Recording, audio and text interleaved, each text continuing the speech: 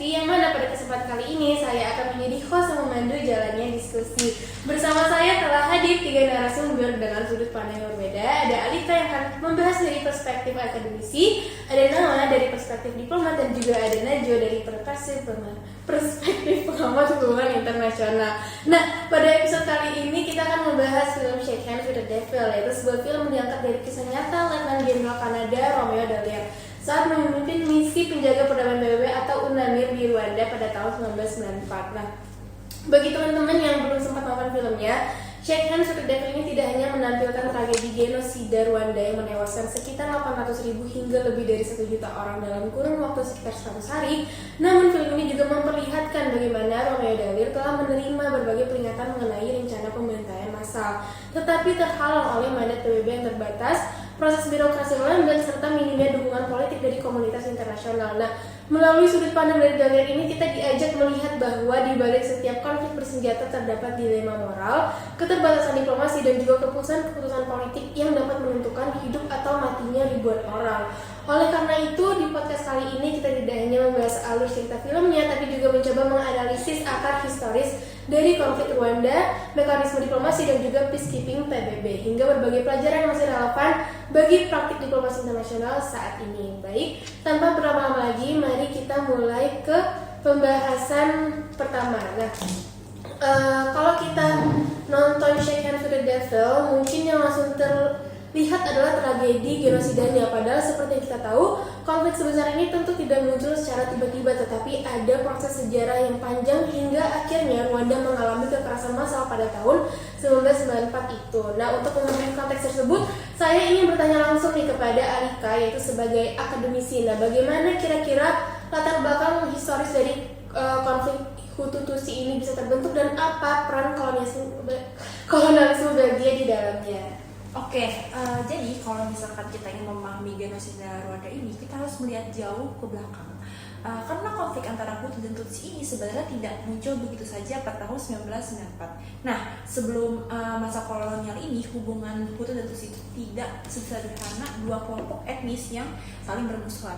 Pada saat itu juga perbedaan di antara mereka tuh lebih banyak berkaitan dengan status sosial dan ekonomi.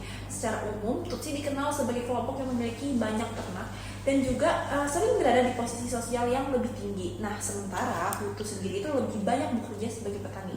Bahkan seseorang masih bisa berpindah status sosial hingga batas antara Hutu dan Tutsi tidak terlalu kaku. Nah, perubahan besar itu kemudian mulai terjadi ketika Rwanda ini berada di bawah kekuasaan Belgia. Nah, pemerintah kolonial saat itu menerapkan politik pecah belah atau divide et impera. Nah, Belgia lebih banyak memberikan akses pendidikan, jabatan, pemerintahan itu sendiri, dan kesempatan politik kepada kelompok Tutsi. Nah, akibatnya itu sendiri muncul kesenjangan dan rasa ketidakadilan di tengah masyarakat. Nah, menurut saya sendiri, salah satu kebijakan yang paling berdampak adalah ketika Belgia mulai menerapkan kartu identitas etnis pada tahun 1930-an.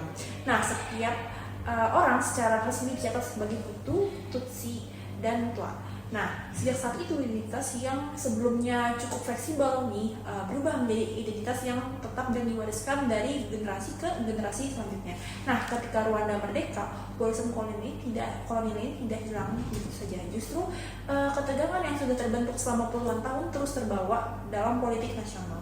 Karena itu, dari perspektif akademik, genosida Rwanda ini tidak bisa dipahami hanya sebagai konflik etnis biasa. Strategi tersebut merupakan hasil dari sejarah panjang yang dipengaruhi oleh kolonialisme, ketimpangan politik, dan juga konflik identitas yang terus berkembang. Oke, menarik banget nih. Jadi kalau kita lihat dari penjelasan tadi, identitas Hutu dan Tutsi itu yang selama ini sering dianggap sebagai identitas etnis, ternyata pada awalnya lebih merupakan pembagian status sosial gitu. Justru kebijakan kolonial Belgia lah yang kemudian mengubahnya menjadi identitas yang kaku dan diwariskan, sehingga meninggalkan warisan konflik yang sangat dalam. Oke, aku akan lanjut ke pertanyaan selanjutnya. Nah, dari berbagai aktor tersebut, ada satu tokoh yang menjadi fokus utama dalam film, yaitu Romeo Dallaire. Nah, siapa sih sebenarnya Romeo Dallaire ini, dan bagaimana posisinya sebagai orang luar dapat memengaruhi caranya menjalankan misi ini? Oke, kalau misalkan kita lihat dari film ini, tokoh yang paling menonjol itu ya si Romeo Dallaire ini, yang merupakan seorang letnan jenderal asal Kanada yang ditunjuk oleh PBB sebagai komandan pasukan UNAMIR, yaitu misi penjaga perdamaian PBB di Rwanda itu sendiri. Nah, menurut saya yang membuat sosok Dallaire ini menarik adalah posisinya sebagai orang luar. Ia itu bukan orang Rwanda, tidak berasal dari kelompok Hutu maupun Tutsi juga, dan tidak memiliki kepentingan politik apapun di negara tersebut. Nah, karena itu ketika pertama kali dia datang ke Rwanda, ia melihat konflik ini dari sudut pandang seorang penjaga perdamaian yang percaya bahwa kesepakatan damai itu masih bisa dijalankan. Namun justru karena ia orang luar, Dallaire ini menghadapi tantangan yang tidak mudah.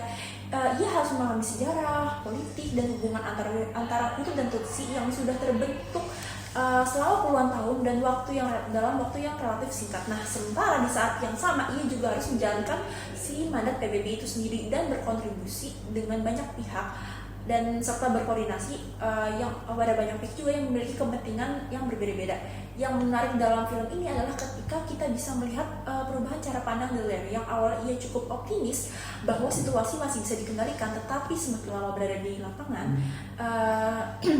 semakin banyak informasi yang ia terima mengenai distribusi senjata, aktivitas militer, dan meningkatnya propaganda kebencian. Nah, dari situ ia mulai menyadari bahwa Rwanda ini sedang bergerak menuju sesuatu yang lebih besar dan lebih berbahaya daripada sekedar konflik politik biasa. Nah, menurut saya sendiri, posisi Dallaire sebagai orang luar itu justru membuatnya bisa melihat tanda-tanda bahaya tersebut dengan lebih objektif. Namun sisi lain juga, statusnya sebagai perwakilan PBB juga membuatnya terikat oleh aturan dan birokrasi yang membatasi ruang geraknya itu sendiri. Jadi karena justru posisi Dallaire ini sebagai pihak yang tidak memiliki afiliasi dengan Hutu maupun Tutsi membuatnya jadi berusaha menjaga netralitas gitu. Namun di sisi lain ia juga harus menghadapi kenyataan bahwa situasi di lapangan jauh lebih kompleks dibandingkan yang dipahami oleh markas besar PBB. Oke, terima kasih Alika atas penjelasannya. Jadi dari pembahasan tadi kita bisa memahami nih kalau genosida di Rwanda bukanlah peristiwa yang terjadi secara spontan, melainkan dipengaruhi oleh sejarah kolonial, konflik politik, hingga berbagai tanda peringatan dini yang sebenarnya sudah muncul dari sebelum tragedi itu terjadi. Namun muncul satu pertanyaan besar, jika berbagai tanda bahaya itu sudah diketahui, mengapa komunitas internasional khususnya PBB tetap gagal mencegah genosida tersebut? Untuk membahas ini, lebih lanjut saya ingin beralih ke Nawa sebagai diplomat. Nah, kan banyak orang menilai bahwa kegagalan terbesar dalam tragedi Rwanda bukan hanya terletak pada konflik di lapangan, tapi juga pada mekanisme yang ada di tubuh PBB itu sendiri. Sebagai seorang diplomat, bagaimana Anda melihat kegagalan institusional PBB ini dalam kasus Rwanda, dan mengapa mandat UNAMIR justru menjadi salah satu faktor yang membatasi tindakan pasukan perdamaian? Oke, terima kasih. Kalau kita melihat kasus Rwanda, sebenarnya kegagalan PBB itu tidak terjadi ketika genosida sudah berlangsung, tetapi kegagalan itu justru dimulai jauh sebelumnya ketika berbagai tanda bahaya sudah muncul tetapi tidak direspon secara serius. Nah, sebagai diplomat saya melihat bahwa persoalan utamanya adalah ketidaksesuaian antara ancaman yang berkembang di lapangan dengan mandat yang diberikan kepada pasukan penjaga perdamaian. Disinilah kita perlu memahami perbedaannya antara chapter 6 dan juga chapter 7 Piagam PBB. UNAMIR itu dibentuk berdasarkan chapter 6 yang pada dasarnya memang merupakan misi pemeliharaan perdamaian. Artinya pasukan PBB ini hanya bertugas untuk mengawasi pelaksanaan perjanjian perdamaian, lalu melakukan mediasi dan menggunakan kekuatan seminimal mungkin. Mereka tidak diberi kewenangan untuk menyerang lebih dulu ataupun melakukan operasi militer yang ofensif. Nah, sebaliknya pada chapter 7 itu memberikan kewenangan yang jauh lebih kuat. Dewan Keamanan itu dapat mengizinkan penggunaan kekuatan militer apabila terdapat ancaman terhadap perdamaian internasional. Nah, dalam mandat ini pasukan itu dapat melindungi warga sipil secara lebih aktif. Masalahnya ketika situasi Rwanda ini berubah dari konflik politik itu menjadi ancaman genosida. Nah, mandat UNAMIR itu tidak ikut berubah. Nah, jadi pasukan PBB mengetahui adanya bahaya, tetapi secara hukum mereka tidak memiliki ruang gerak yang cukup untuk menghentikannya. Oke, jadi kalau yang saya tangkap dari penjelasan tadi, persoalannya bukan karena pasukan PBB ini tidak mengetahui adanya ancaman, tetapi karena mandat yang mereka emban memang tidak dirancang untuk menghadapi situasi yang berkembang menjadi genosida. Jadi ada kesenjangan nih antara realitas di lapangan dan juga kewenangan yang dimiliki. Oke, lanjut ke pertanyaan selanjutnya. Kalau kita lihat lebih jauh, tentu keputusan PBB juga tidak bisa dilepaskan dari pengaruh negara-negara anggotanya. Nah, Mengapa sih negara-negara besar seperti Amerika Serikat dan Prancis pada saat itu terlihat enggan mengambil langkah yang lebih tegas untuk menghentikan genosida tersebut? Jawabannya karena tidak bisa dilepaskan dari national interest sendiri ya. Amerika Serikat kan saat itu masih mengalami trauma gitu setelah insiden Black Hawk Down di Somalia pada tahun 1993. Peristiwa tersebut tuh menyebabkan tekanan politik yang besar di dalam negeri sehingga pemerintah AS tuh sangatlah berhati-hati mengirim pasukan ke konflik di Afrika. Sementara itu, Prancis itu memiliki hubungan politik yang cukup erat dengan pemerintahan Hutu sebelum genosida itu terjadi. Nah, hubungan historis dan kepentingan geopolitik ini tuh membuat posisi Prancis menjadi jauh lebih kompleks gitu. Nah, dalam praktik diplomasi, negara memang sering mengambil keputusan berdasarkan national interest-nya terlebih dahulu. Nah, masalahnya ketika setiap negara itu lebih fokus pada kepentingannya masing-masing, kepentingan kolektif untuk melindungi kemanusiaan menjadi terabaikan gitu. Nah, pada kasus Rwanda ini memperlihatkan bagaimana solidaritas internasional tuh bisa melemah ketika tidak didukung oleh kemauan politik dari negara-negara yang memang memiliki pengaruh yang besar. Baik, berarti keputusan dalam organisasi internasional ternyata tidak sepenuhnya berdiri di atas kepentingan kemanusiaan gitu ya. Ada kepentingan nasional masing-masing negara yang turut mempengaruhi nih arah kebijakan dan respon yang akan diambil. Oke, terima kasih buat Nawa dari penjelasan tadi. Kita juga bisa ngelatih kalau kegagalan PBB di Rwanda bukan hanya dipengaruhi oleh keterbatasan mandat, tetapi juga oleh birokrasi, kepentingan politik, dan hingga minimnya sumber daya di lapangan. Namun di balik semua keputusan politik tersebut ada sisi lain yang juga penting untuk kita lihat, yaitu bagaimana tragedi ini mempengaruhi individu-individu yang berlangsung di lapangan, serta bagaimana peristiwa ini mengubah cara dunia memandang diplomasi dan perlindungan kemanusiaan. Untuk itu saya ingin meminta pandangan dari Najwa sebagai pengamat hubungan internasional. Nah, aku akan masuk ke pertanyaannya. Kalau kita melihat dari sisi etika, bagaimana dilema yang dihadapi oleh Romeo Dallaire ini ketika ia harus tetap bernegosiasi dengan pihak-pihak yang jelas terlibat dalam kejahatan seperti milisi Interahamwe? Oke, sebenarnya kalau kita lihat dari kacamata pengamat HI ya, situasi Dallaire ini tuh sebenarnya adalah bentuk paling ekstrim dari dilema yang muncul di diplomasi konflik. Istilahnya itu namanya adalah engagement versus isolation. Jadi tidak bicaranya dengan pihak jahat, Dallaire ini tetap tidak punya kekuatan militer maupun mandat secara resmi nih untuk melawan Interahamwe tersebut secara langsung. Jadi satu-satunya jalan secara praktis atau alat yang bisa tersisa yang digunakan oleh Dallaire ini hanyalah komunikasi dan negosiasi tersebut gitu ya. Masalahnya setiap kali Dallaire ini mencoba untuk mengkomunikasikannya, itu tetap ada risiko tindakan tersebut justru mungkin akan dibaca sebagai bentuk pengakuan atau mungkin legitimasi terhadap kelompok tersebut sebagai pihak yang sah gitu. Misalnya tadi kelompok Tutsi ataupun kelompok konflik lainnya gitu. Jadi padahal secara jelas gitu ya, pelaku kejahatan kemanusiaan ini sulit untuk dikatakan sebagai pihak yang sah gitu, dan ini bisa dikategorikan sebagai tragic choice atau keputusan yang cukup tragis gitu, atau pilihan yang cukup tragis untuk bisa dipilih gitu dalam beberapa literatur gitu. Dan situasi ini sebenarnya tidak ada benar-benar pilihan yang benar-benar bersih secara moral, kalaupun semuanya itu mengandung konsekuensi yang setara gitu, berat, dan juga dilakukan hanya memiliki opsi dan resiko yang paling bisa dipertanggungjawabkan. Jadi the last option yang bisa dilakukan Dallaire ya emang bernegosiasikan dengan pihak the devil itu sesuai dengan judul film itu sendiri. Baik, menarik banget ya. Jadi ternyata diplomasi dalam situasi konflik tidak selalu mempertemukan pihak-pihak yang memiliki niat baik. Dalam kondisi tertentu, seorang diplomat atau mediator itu justru dihadapkan pada pilihan yang sama-sama sulit, sehingga keputusan diambil lebih merupakan upaya meminimalkan dampak daripada menemukan solusi yang benar-benar ideal. Oke, lanjut aja ke pertanyaan selanjutnya nih. Nah, kalau begitu tentu menarik untuk melihat sejauh mana PBB sendiri melakukan pembedahan skala tragedi ini. Nah, reformasi apa saja yang akhirnya dilakukan PBB terhadap sistem peacekeeping setelah kegagalan di Rwanda, dan apakah menurut Anda reformasi tersebut sudah cukup efektif? Oke, kalau misalnya kita amati tersendiri ya, dari reformasi yang mungkin dilakukan akhirnya oleh PBB dalam sistem peacekeeping dari tragedi kasus Rwanda ini. Ada beberapa reformasi yang emang muncul gitu dari kritik yang secara meluas dan juga masif setelah terjadinya kegagalan PBB di Rwanda. Yang pertama itu ada upaya untuk memperkuat mekanisme early warning. Jadi kayak ada peringatan dini terlebih dahulu untuk unit intelijen di internal PBB supaya laporan-laporan dari lapangan itu tidak lagi mandek ataupun stuck di satu birokrasi aja gitu, tuh proses yang terjadi pada delir tersebut. Terus yang kedua juga ada namanya Brahimi Report gitu pada tahun 2000.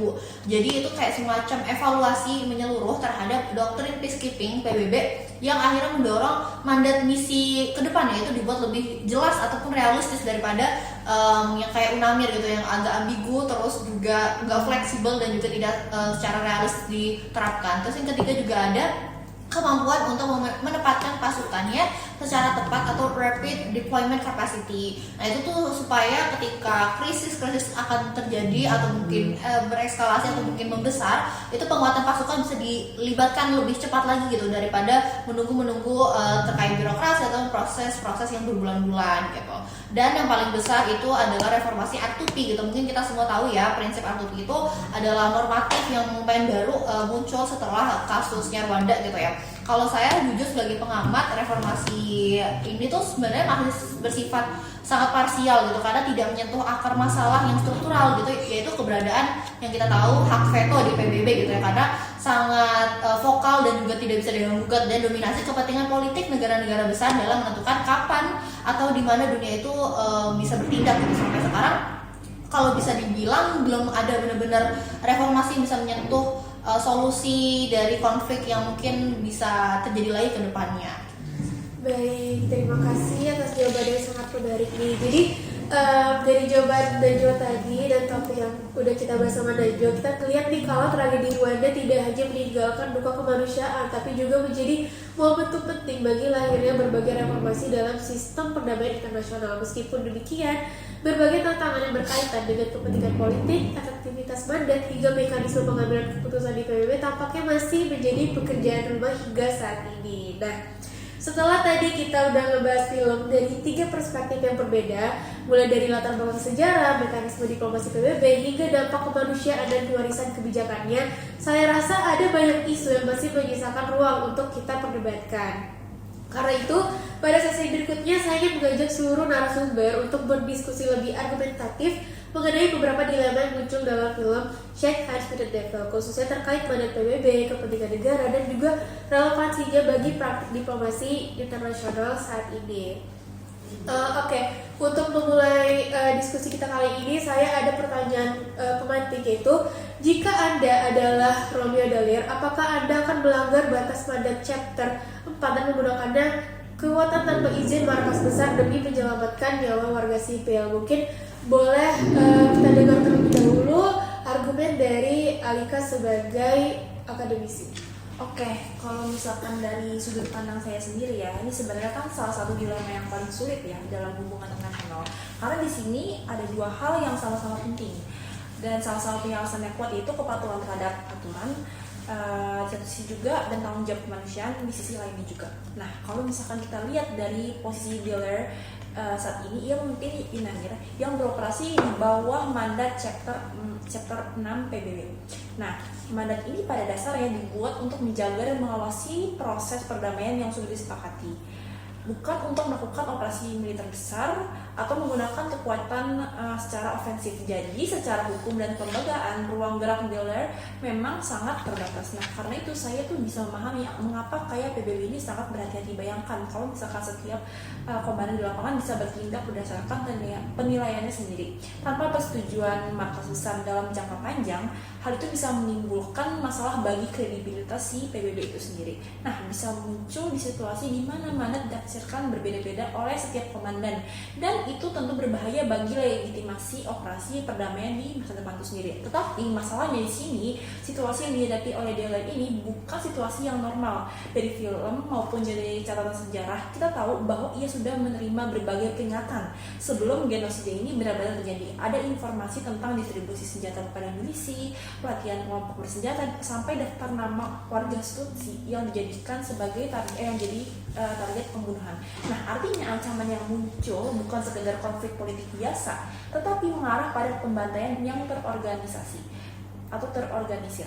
Nah, di sinilah dilema moral itu muncul ketika seseorang mengetahui bahwa ribuan bahkan ribuan maupun ratusan ribu nyawa terancam.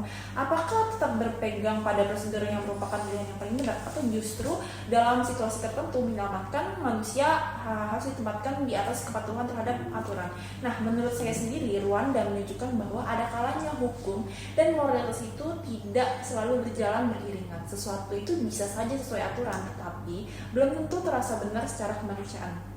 Nah, begitupun sebaliknya, tindakan yang secara normal terasa tepat tetapi belum tentu memiliki dasar hukum yang kuat. Nah, karena itu saya tidak melihat pertanyaan ini sebagai persoalan apakah Dahler itu benar atau salah. Yang lebih penting adalah memahami bahwa ia ditempatkan dalam situasi yang hampir mustahil. Di satu sisi ia harus mematuhi mandat PBB, tetapi di sisi lain juga harus melihat tanda-tanda bahwa sebuah tragedi besar itu sedang terjadi di depan matanya. Oke, jadi kalau dari perspektif akademisi di tragedi Rwanda memperlihatkan dilema antara menaati mandat PBB dan juga memenuhi tanggung jawab moral untuk melindungi manusia gitu. Legalitas tuh memang penting, tetapi dalam situasi genosida aturan saja belum tentu cukup. Oke, terima kasih atas argumennya Alika. Mungkin boleh dari perspektif diplomat gimana nih jawabannya? Oke, kalau saya melihatnya sebagai diplomat gitu ya, ini memang dilema yang sangat sulit karena di satu sisi kita itu berbicara tentang keselamatan manusia, tapi di sisi lain kita juga berbicara tentang aturan dan hukum internasional yang menjadi dasar kerjasama antar negara. Tentu saja secara kemanusiaan tuh sangat sulit gitu ya menerima kenyataan bahwa ada ribuan warga sipil yang berada dalam bahaya sementara pasukan di lapangan itu memiliki keterbatasan untuk bertindak. Saya rasa siapapun yang berada di posisi Dahler gitu ya pasti akan merasakan tekanan moral yang luar biasa ketika melihat situasi tersebut secara langsung. Namun dari perspektif diplomasi sendiri, operasi perdamaian PBB itu tidak dijalankan berdasarkan keputusan pribadi seorang komandan. Misi seperti UNAMIR itu bekerja berdasarkan mandat yang sudah disepakati oleh negara-negara anggota PBB. Mandat itulah yang menjadi dasar hukum sekaligus batas kewenangan mereka di lapangan. Karena itu, saya bisa memahami mengapa ada kekhawatiran jika seorang komandan memutuskan bertindak di luar mandat. Resikonya bukan hanya terhadap keselamatan pasukan yang dipimpinnya, tetapi juga terhadap kredibilitas misi PBB secara keseluruhan. Dalam hubungan internasional, kepercayaan terhadap aturan dan kesepakatan bersama sangat penting. Jika aturan itu diabaikan, maka legitimasi institusi internasional juga bisa dipertanyakan. Tetapi di sisi lain, saya juga memahami mengapa banyak orang merasa bahwa Dahler ini tuh seharusnya bisa melakukan lebih banyak. Informasi yang ia terima saat itu sebenarnya sudah sangat mengkhawatirkan. Ada laporan mengenai distribusi senjata, pelatihan milisi, lalu hingga ancaman nyata terhadap warga sipil. Jadi dorongan untuk bertindak tuh bukan muncul tanpa alasan, melainkan karena ia melihat sendiri bahwa situasi itu sedang menuju bencana kemanusiaan. Karena itu, kalau saya berada dalam posisi diplomat, fokus saya bukan meminta Dahler untuk mengambil tindakan sepihak di luar mandat. Yang lebih penting adalah bagaimana mendorong Dewan Keamanan PBB itu dan negara-negara anggota untuk segera menyesuaikan mandat dengan kondisi yang terjadi di lapangan. Ketika ancamannya berubah, respon politik internasional juga seharusnya ikut berubah. Menurut saya, pelajaran terbesar dari Rwanda itu adalah bahwa masalah utamanya bukan terletak pada Dahler sebagai individunya, tapi juga masalah yang lebih besar adalah lambatnya respon komunitas internasional terhadap berbagai peringatan yang sebenarnya sudah muncul jauh sebelum genosida terjadi. Akibatnya seorang komandan lapangan seperti Dahler itu ditempatkan dalam situasi yang hampir mustahil antara mematuhi mandat yang ada atau mencoba menyelamatkan lebih banyak nyawa dengan resiko melanggar aturan. Jadi kalau ditanya apakah saya akan langsung melanggar mandat, jawaban dari saya mungkin tidak gitu ya. Tetapi saya juga tidak bisa mengatakan bahwa sistem saat itu sudah berjalan dengan baik. Justru yang perlu dikritisi adalah mengapa ketika tanda-tanda genosida sudah begitu jelas, proses pengambilan keputusan di tingkat internasional tuh masih berjalan sangat lambat gitu. Pada akhirnya yang menjadi korban dari keterlambatan itu adalah warga sipil yang seharusnya dilindungi. Baik, jadi dilema ini sebenarnya mencerminkan kegagalan sistem itu sendiri, bukan semata-mata kegagalan individu. Mandat PBB harus dihormati, tetapi netralitas juga tidak boleh menjadi alasan untuk mengabaikan perlindungan terhadap warga sipil. Baik, terima kasih atas jawabannya. Mungkin sekarang kita ingin tahu juga nih gimana kalau perspektif dari pengamat HI. Oke, sebenarnya kalau misalnya dalam kasus Dilgar ini, saya setuju sih tadi sama statementnya Mbak Lika sama Mbak Nawal gitu terkait kedua sisi gitu, dari sisi normatif kemanusiaannya dan juga sisi institusionalnya. Jadi kayak kalau menurut saya ini tuh tidak bisa jawabannya kita iya atau tidak, atau tidak bisa hitam putih gitu, nggak ada jawaban exact, karena pada saat itu sistem yang ada juga sangat dipertanyakan gitu prosesnya ya. Mungkin secara normatif saya tuh cenderung condong ke arah bahwa dealer ini seharusnya bisa bertindak lah setidaknya lebih jauh dari sekedar mempertahankan diri, karena kan itu menyangkut banyak nyawa ya, ratusan ribu nyawa bahkan dipertaruhkan di depan matanya, apalagi dia juga punya jabatan yang cukup kuat gitu untuk bisa melakukan suatu tindakan. Tapi secara realistisnya tadi juga dimention oleh Mbak Lika gitu, secara institusionalnya sistem PBB ini dibuat emang secara hati-hati dan sangat punya batasan mandat gitu ya, semacam kayak tadi setiap komandan nggak bisa untuk menafsirkan secara sendiri kapan atau boleh kekuatan di luar mandatnya itu secara resmi digunakan atau juga melawan tindakannya sendiri gitu, karena fondasi kepercayaan negara-negara anggota negara PBB juga akan secara keseluruhan runtuh. Tapi menurut saya yang bisa dikritisi adalah sistemnya gitu ya. Setidaknya saat itu seharusnya ada efektivitas atau fleksibilitas yang lebih luas gitu dari sistem PBB-nya kalau emang udah ada laporan terhadap kasus genosida yang sangat berat dan menyangkut beratusan ribu nyawa. Jadi dari pandangan saya dilema ini emang bukan soal siapa yang benar, tapi mungkin yang bisa disalahkan tuh dari sistemnya. Jadi sistemnya harus lebih mengakui lagi nih bahwa aturan formalnya sendiri itu sudah gagal, tadi dimention sama Bu Nawa juga gitu ya, merespon keadaan darurat yang seperti genosida tersebut, dan sebenarnya siapa sih yang punya otoritas moral yang bisa mengambil keputusan bahwa sesuatu kondisi ini darurat atau tidak gitu, ataupun sistem formal ini tidak kunjung bertindak kalau tidak. Baik, jadi kurang lebih sebenarnya jawabannya sama ya, kalau ini soal keterbatasan atau kegagalan sistem PBB itu sendiri. Jadi dilema utamanya ini adalah gimana menyeimbangkan kepatuhan terhadap aturan dengan tuntutan moral untuk bertindak ketika sistem formal itu sendiri tidak lagi memadai. Oke, ada pertanyaan terakhir untuk kita diskusikan, tapi mungkin boleh dijawab oleh salah satu dari narasumber saja. Oke, pertanyaannya yaitu, apakah penarikan pasukan Belgia merupakan keputusan rasional atau bentuk pengkhianatan terhadap misi kemanusiaan? Boleh dijawab mungkin dari salah satu narasumber? Oke, jadi misalkan mulai dari saya tuh melihat bahwa kedua perspektif tersebut tuh sama-sama memiliki dasar yang valid. Dari perspektif realisme dalam hubungan internasional, keputusan Belgia ini sangat rasional. Negara tuh memiliki kewajiban utama untuk melindungi warga negaranya sendiri, termasuk personel militer yang dikirim ke luar negeri. Setelah terbunuhnya 10 tentara Belgia ini, tekanan politik domestik tentu meningkat secara signifikan. Pemerintah Belgia ini harus mempertimbangkan opini publik, stabilitas politik dalam negeri, dan juga keselamatan personelnya. Namun jika dilihat dari perspektif solidaritas internasional dan keamanan kolektif, keputusan tersebut tuh memiliki konsekuensi yang sangat serius. Penarikan pasukan Belgia ini justru terjadi pada saat si UNAMIR ini menghadapi fase paling kritis. Akibatnya kapasitas misi untuk melindungi warga sipil itu semakin melemah dan ruang gerak kelompok pelaku genosida ini semakin menjadi dan semakin besar.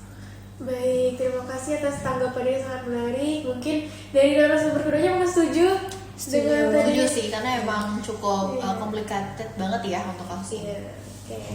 Oke, dari seluruh pembahasan hari ini kita dapat melihat nih kalau genosida Rwanda bukan sekedar konflik etnis saja, tapi juga mencerminkan bagaimana sejarah kolonial, kepentingan politik, kelemahan institusi internasional, dan dilema moral dapat saling berinteraksi hingga menghasilkan tragedi kemanusiaan yang sangat besar. Nah, film Shake Hands with the Devil mengingatkan kita bahwa diplomasi tidak hanya berbicara mengenai negosiasi antar negara, tapi juga tentang tanggung jawab untuk melindungi kehidupan manusia ketika konflik itu terjadi. Oke, terima kasih kepada ketiga narasumber kita, yaitu Alika, Nawa, dan juga Najwa atas pandangan yang sangat menarik, dan terima kasih juga kepada teman-teman yang telah menyaksikan podcast ini. Sampai jumpa pada pembahasan berikutnya. Salam dari podcast Anak HI.